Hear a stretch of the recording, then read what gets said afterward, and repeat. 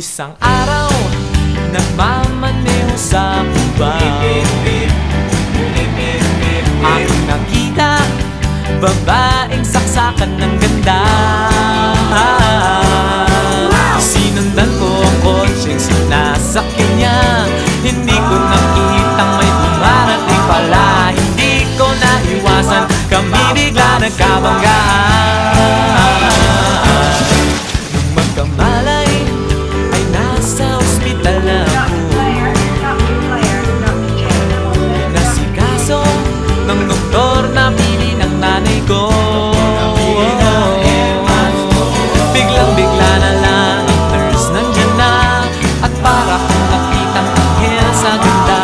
Kahit nagdidelirio, itong nasabi ko sa kanya.